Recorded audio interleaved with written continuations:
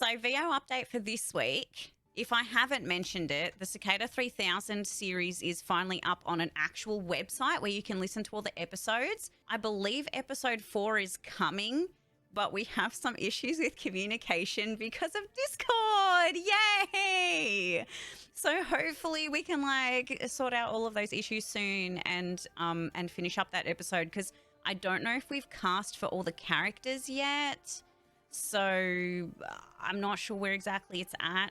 The next Supergirl Fan Favourite is up as well. Content warning on that one, because there is some implied uncomfortable situations, particularly for ladies in there. So it may be a bit triggering to some people.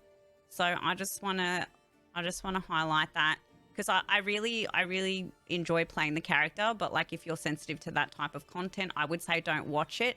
But it is really cool that a lot of other people have been really enjoying it. So Brandon posted on Twitter, this lad posted on Twitter about, he got verified on Twitter recently, and people were talking about how to be verified, you have to have a whole bunch of press that's been written about you and whatever to verify that you're you. And also Sarah Sakura, I talked about this last week too, was talking about how you should keep your LinkedIn updated and all of those things. I finally went and created 3 separate Google documents, one for all of the press and media or content that I've ever featured in, with all of the links and screenshots and shit like that, just so I could keep tabs on all those things.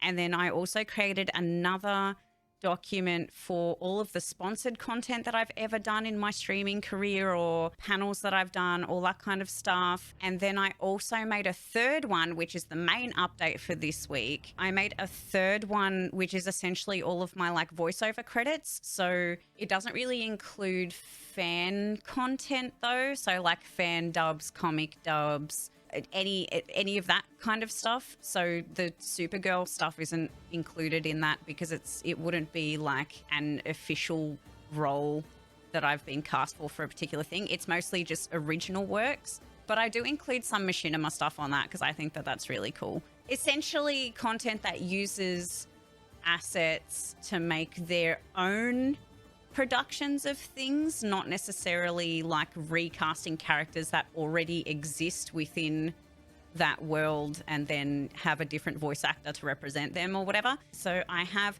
finally a way to keep my credits up to date. And so I went and finally updated my LinkedIn. I went and updated my website to include that stuff and to include a CV for those things.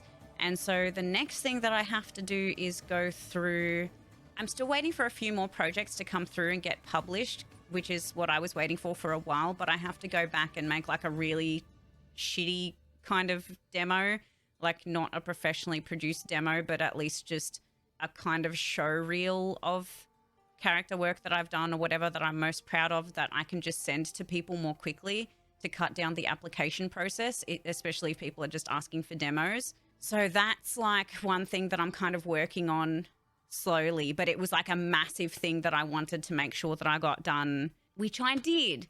Yay! So that's trucking along slowly.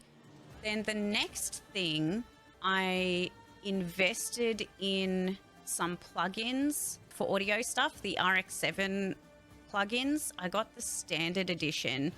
It's quite expensive, but so many people had recommended it, and I realized that there's kind of this gap between, a lot of voiceover artists will say that they'll send a raw audio when they submit their work. However, no one really talks about the fact that raw audio isn't necessarily raw audio. Raw audio means you literally have done nothing to it and you just send them the full thing and then they handle everything. But that's not actually the case for 95% of jobs, especially auditions and shit. You edit out the bad takes and things like that. I don't know, call me naive. I didn't realize that even in a fully isolated area, I was wondering why my final output sounded so bad. And it wasn't necessarily an issue with my setup particularly. My setup is great. The noise floor is below minus 60 decibels, which is recommended for audiobooks and things like that anyway. So the audio floor is basically if you just have your mic open Like if I just stopped talking and I turned the noise gate off on my microphone, you would just hear that like ambient room noise. Ideally, when you're recording for voiceover, after all the research that I've done this week, I'm exhausted. That noise floor when nothing is happening should be minus 60 decibels, essentially. But the thing that I didn't know was that once you're like processing your audio and stuff to send to a client, you actually do, it's not raw. You do shit to it. You fucking declick stuff. You like, and I was manually cleaning up mouth clicks and things. You can hear my mouth clicks. So I can't stand it when I'm editing my highlights on stream now because I can hear every fucking voice click that I have. It's disgusting. Those like weird mouth sounds that you remove those, remove that low level hum, the minus 60 dB stuff. You do like process things. And I didn't realize how much of that stuff you actually do. These plugins make it so much easier. They were quite expensive. I think it was like $500 Australian or something like that. So my parents were kind enough to help me fund that for now. But it's so much worth it already. I worked out how to set up macros in Audacity as well. So if anyone wants to know how to do that, there are already some tutorials on YouTube and stuff, but I can do a little walkthrough on that as well on what my process currently is as like a little newbie. I'll normalize, do like very mild compression, remove that background noise, that ambient hum that's like below where my voice naturally sits, take out the clicks, and then I'll send that. And when I did that, when I was testing it and I like output, I might put an example when I'm editing this before I put it on YouTube. I'll put an example in to show you guys what the sound waves look like before and after. I have a grande vanilla latte for Sarah and a grande caramel macchiato for Dum Dum. I have a grande vanilla latte for Sarah and a grande caramel macchiato for Dum Dum. It's fucking great. I'm so happy that I did that. It felt like a bit of a risk to do it because the only reason that I went for the $500 version instead of the other one was because I think the other version was still like $200 and that was like the essential package. But the $500 one was on sale. It was like $100 off or something like that. And it also includes specifically a mouth declicker, which was my main reason for buying it in the first place. I was going to go with the basic one and then maybe upgrade later on or whatever. But since it was on sale and since it's literally the main reason I was looking at it, I just went for it.